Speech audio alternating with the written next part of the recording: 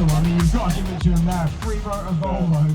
What's up, guys? We are back for another event video with the Volvo 745. So, we just came back from LZ World Tour in Castlecombe and Ireland, and I had such a good fun time battling, especially Jack Shanahan at the end. I figured we need some more seat time before we turn this thing off for winter. So we're here, Three Sisters Circuit in Wigan. Sun is shining for October, and we're going to get the car scrutineered, which we've never done before. So let's see if we pass the regs.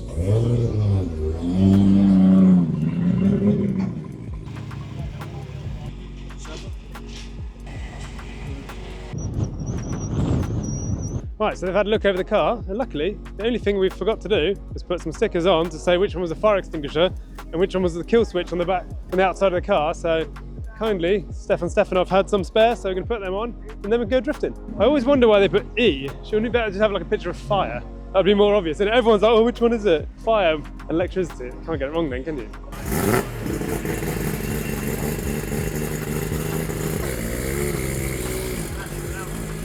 Right, so one thing I've had every single person ask me already, is this car going to be too loud? I think most of them have seen it online at LZ World Tour where it was probably 120 decibel. We have actually put the screamer pipe back into the exhaust, and that takes away a lot of noise because that's basically like a 4-inch straight pipe out the turbo. And we put a big silencer on the back. So at the moment, it feels like we should pass, but pray for me. This video could be really short otherwise. And now we've got to fit a sunstrip. Every time we go drifting. Lovely.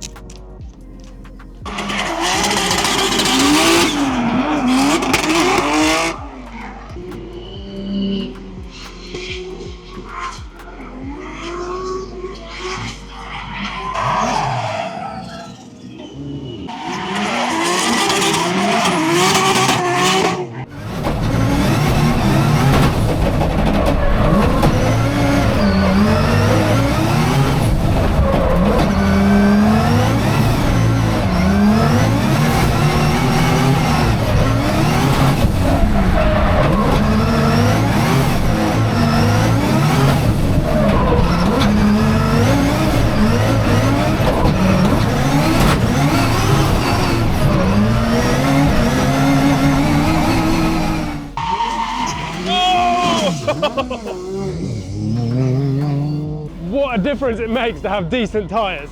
This feels like, it's like this was racing. It feels like the car has now jumped like 2 levels of like progression. Like we're doing wheelies out there, the car actually accelerates, whereas on the tyres at LZ fairs, you're just like, no feeling. The car had absolutely no feeling. Now the car is just a weapon. It's just jumping between the clips. The lead line feels pretty good. It's similar layout to I've driven here before. I feel confident in that. The chase, we only managed one where it wasn't somebody else spinning or slowing down, so got a bit of practice to do there. Seems to be quite a strange like start sequence here where people like, it's definitely set up to get the lead car just to like try and jump start. That's something we need to work on, make sure on the money there to get a good start. Some cars are fast, some cars are so slow, and we've got to go up into third. But once we're there, the car's amazing. So we took a bit of damage that last time, following Danny Grundy, and he just over-rotated, and I just basically just touched front wheels. So apart from that, car's mint. Ben's giving it a little wiggle check now. Hopefully it's good. It's a Volvo, it should be fine. It's mint. Ben gives a thumbs up. So go back out and yeah, see if we can nail that chase line.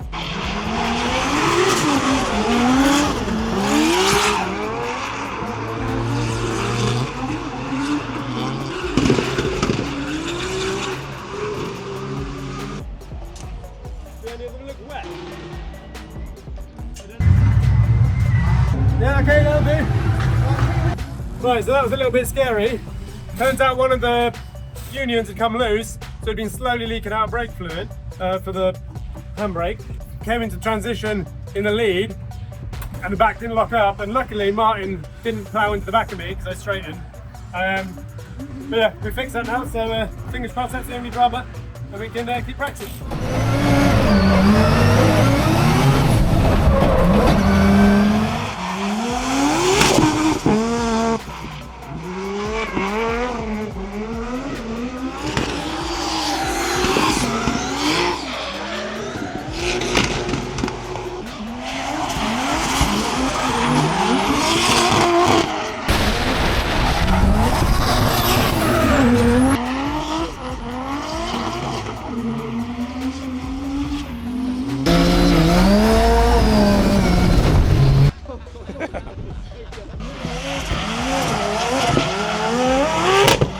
Still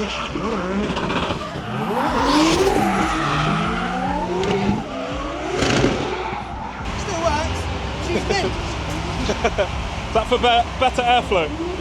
That works though. My beautiful Volvo looks like a banger racer now.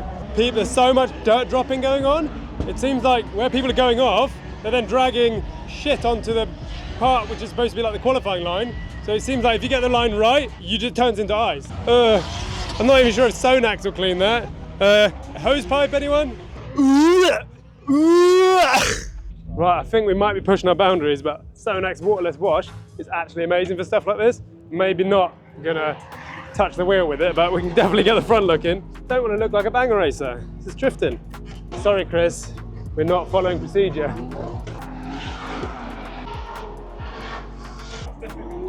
Yeah, driven off-road.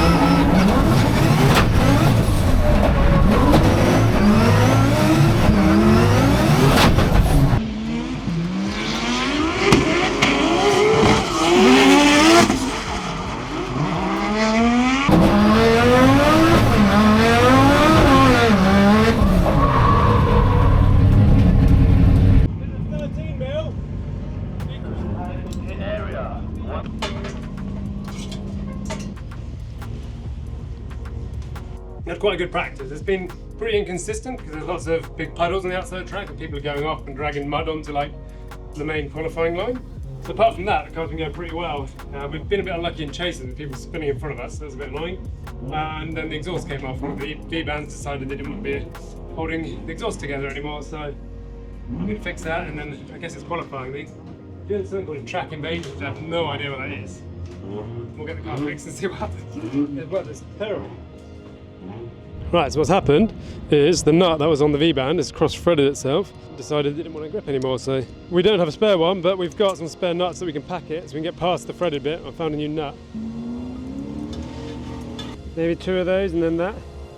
Where the exhaust has come loose, it's like dragged and pulled and started cracking one of the brackets. We don't have a welder, so next best thing, cable ties. I was going to try and support not the exhaust, the actual bracket. I think this is how they do it in F1. I've seen it in Red Bull racing. Right, so we've fixed the exhaust. We've even given the car a little clean, so she's ready to go. We've got qualifying coming up now, and it's now wet. So that's always the best way when we practice in the dry, then it goes wet.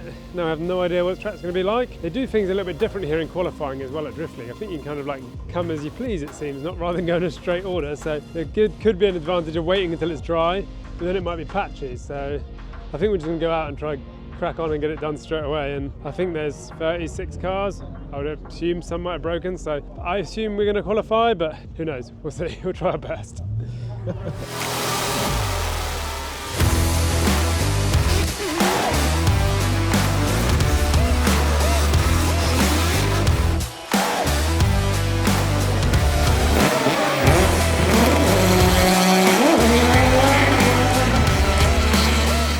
This is like a monster now after running the accelerators at LC. Oh, I bet. Power steering pumps, apparently you are the... But then it runs, you don't need much reservoir, because that is a reservoir in itself. It seems like people are doing tactics here. They're waiting a little bit, so that the judges get their eye in on the scores. Maybe we wait a little bit. It's such a waiting game, I'm drifting. Do you reckon that was why it was big?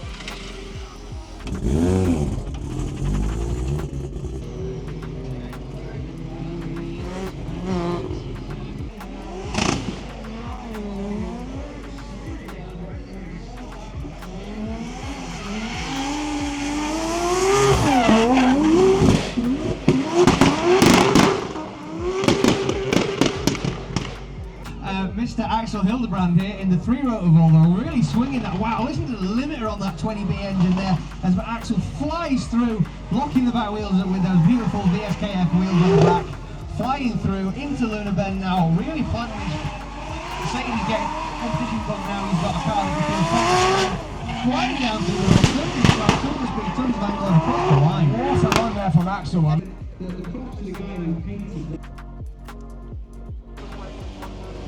Right, so we've done qualifying.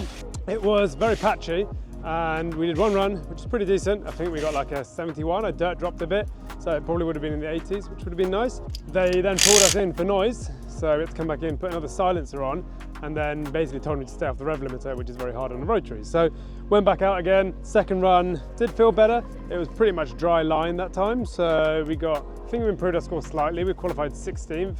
Felt like 10 points better than the first one, but you never know when you're comparing like wet runs against dry runs. So 16 means we're leading in our first battle, and we know we've got Danny Grundy, who is a future British champion in an S14. So that should be pretty good. Yeah, let's have it. Probably would have been all right against him in these, to be fair, but it's so tricky to know. You don't want to waste tyres, but at the same time, you don't want to run out like halfway through a battle. So we're going to go out with what we know, go new tyres. But the worst part to have something come loose when it's red hot. We've got gloves, but I don't know if we'll be able to actually use them. That was hot. Luckily I had my Zestino Acrova fire gloves.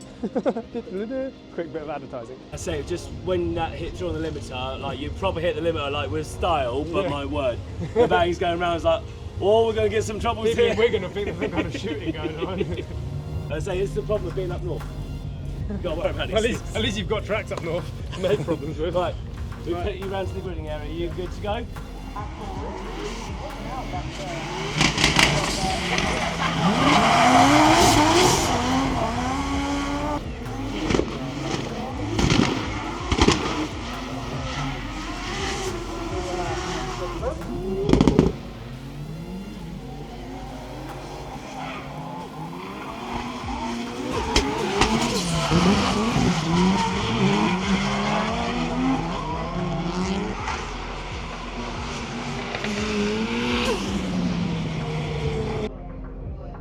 Right, so that was the first proper competition battle in the Volvo, if you exclude the like LZ stuff. We won. It wasn't really the best way to win. Danny Grundy blew a boost pipe following me, so quite a normal lead run. Second one, I left a bit of space, but luckily, you know, it happened in this battle because now the track's dried up and we've got a lot of grip on, we're actually over boosting and the car is cutting. So even though it looked like I was trying to play it smart and not down his door, I was actually struggling to keep the car drifting. So we've now turned the boost down, hopefully not too much because, well, you really want to test this, but hopefully enough that it doesn't cut and not too much that we actually don't have enough power to spin the wheels. So let's see who we've got and see if this works. Axel, I think the helicopter's come out because you're firing gunshots. Yeah, I think so the helicopter's come out to have a look. Reports of the shooting out of Wigan. Smoke everywhere from these two cars. The noise that's being produced right now. Oh, coming into clip 4, low nice and wide. Axel on the inside is hurt a little bit there as they come into Luna. Can he close that gap up again?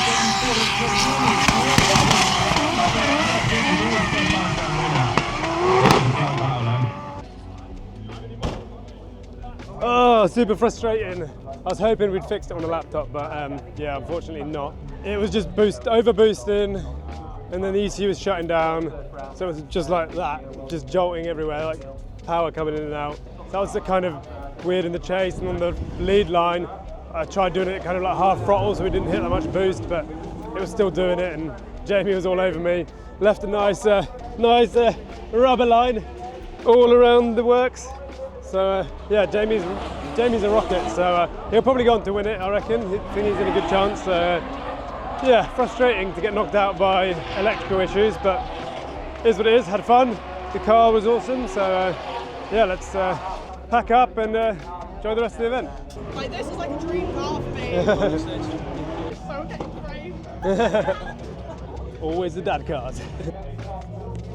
Thank you. Oh my I'm God. going to get you on wheels. So bad. Oh dear, it looks like we've been swamp bashing and on the limiter, and limiter, like they were like, maybe do a few of these. What about Ireland though? Maybe go over there, but it's just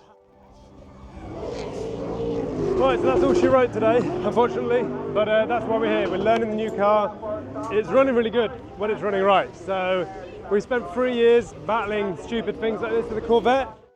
Right guys, so we're back in the workshop. So it's a couple of days after the event and we've gone through it, cleaned it because it was minging. We have found the problem which caused the overboost issues. On the track, I thought it might have just been because we were running grippy tyres and we hadn't hit that kind of load on the track yet. It was actually a small split, I don't know if you can see that on the camera there, small split in one of the vacuum lines to the wastegate. So essentially what was happening is, just allowing it to run much higher boost. It was hitting about 2.5 bar, at which point the ECU was saying no thanks in order to save the engine, and then the car would cut out. So it would just kind of go on and off power, making it undrivable. Nice, easy, cheap fix. Normally I wouldn't use these kind of vacuum lines, although in theory they should work fine. We're actually going to change those over to the Hell Performance crimped fittings, which are steel lined as well. So those are going to protect the car, make sure this doesn't happen again. It's a bit of a crap ending to the weekend over something really cheap. We've got it fixed and we'll be back out next time. So yeah, don't forget to like, comment and subscribe, and we'll see you on the next one.